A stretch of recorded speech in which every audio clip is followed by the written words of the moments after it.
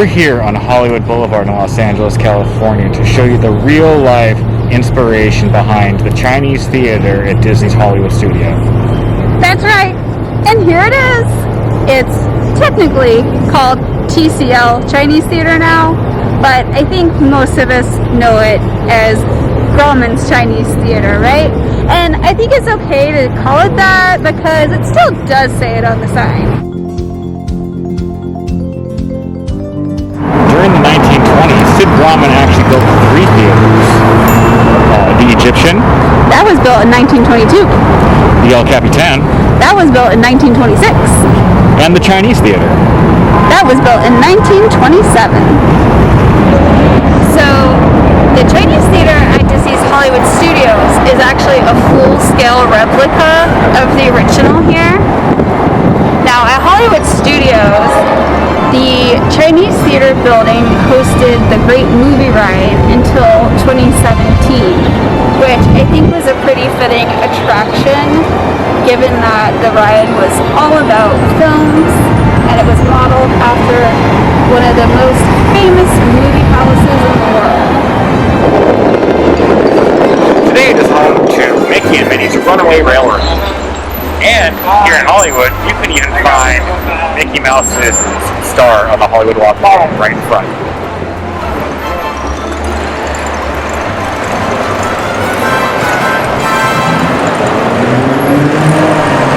Opening night for the real Chinese Theater was in 1927 with the premiere of Cecil B. DeMille's The King of Kings.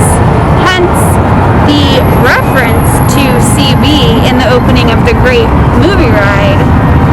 Ready when you are, CB. There was no concession stand in the original plans. Grauman firmly believed viewers could not have a true theatrical experience when concessions were involved. He didn't want anything to distract from the show, like the sounds of eating.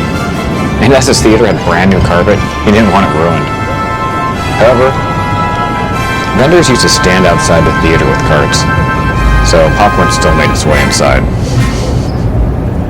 By the 1930s, the Great Depression was looming, so popcorn machines were added to the inside of movie theaters as a business decision to help supplement revenue. The cheap snack helped business from manufacturing, corn farming, and movie houses. So one of the most identifiable things about the Chinese Theater is the hand and footprints out front in the forecourt of the stars.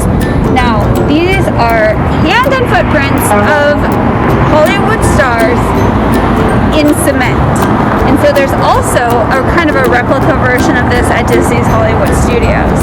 But here in Hollywood, Los Angeles, Mary Pickford and Douglas Fairbanks, who were actually part owners of this theater, were the first to have their hand and feet prints in the cement out front here in the forecourt of the stars.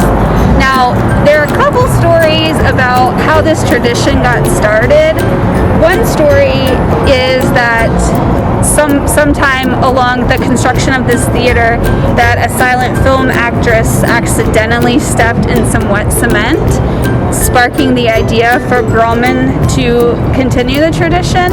However, Grauman himself said in an interview that it was he who accidentally stepped in some cement, and then he immediately went and got Mary Pickford and invited her to do the same. So, however the tradition started, it continues.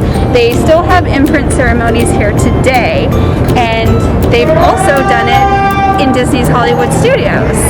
So, while the building at Hollywood Studios might be a replica, the hand and footprints out front of Hollywood Studios are real. The stars actually did come to Orlando and participate in imprint ceremonies in front of Disney's Chinese Theater as well. There are some imprints that actually appear in the original Chinese Theater, as well as the replica theater at Disney's Hollywood Studios in Florida. Some of the famous names that you can find at both locations are Robin Williams, Dick Van Dyke, John Travolta, George Lucas, Samuel L. Jackson, Harrison Ford, Donald Duck, and even C-3PO and R2-D2.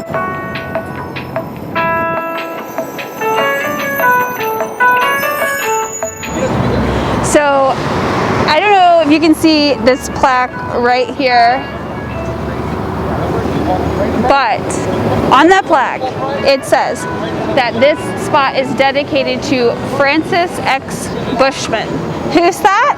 Well, he was a silent film actor who used to own a mansion right here on Hollywood Boulevard where the Chinese Theater stands today.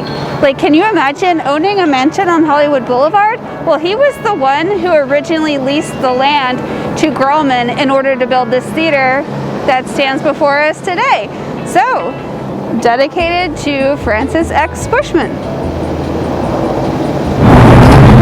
The design of the theater was meant to represent a Chinese pagoda. They actually imported temple bells, shishi or food dogs, as well as other artifacts from China. They also brought famed poet and movie director Huan to supervise Chinese artists and builders for the creation of the temple, of the theater. So, through the years, the theater has taken on a few names.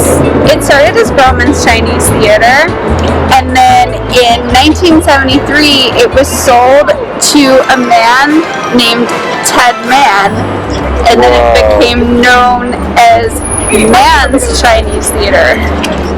So wait, Man's Chinese Theater wasn't just short for Graumans Chinese Theater? No, and I learned this too because for the longest time I thought when people referred to Man's Chinese Theater, I thought they were just abbreviating Graumans Chinese Theater. I don't know why I thought that, but I did. Like, I thought it was the same thing and they were just abbreviating, but it was actually owned by someone called Ted Mann.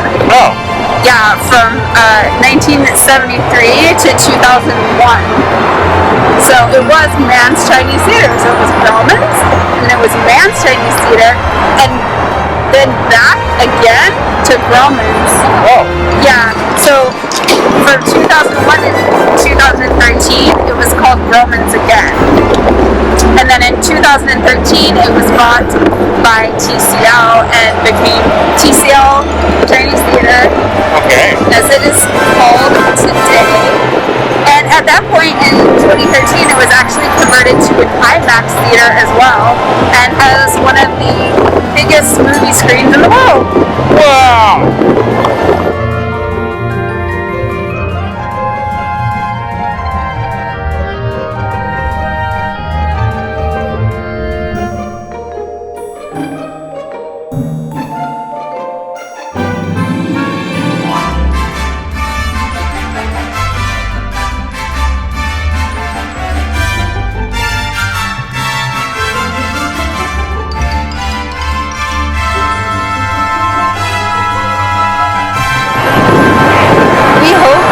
Enjoyed getting a look at the original Chinese Theater.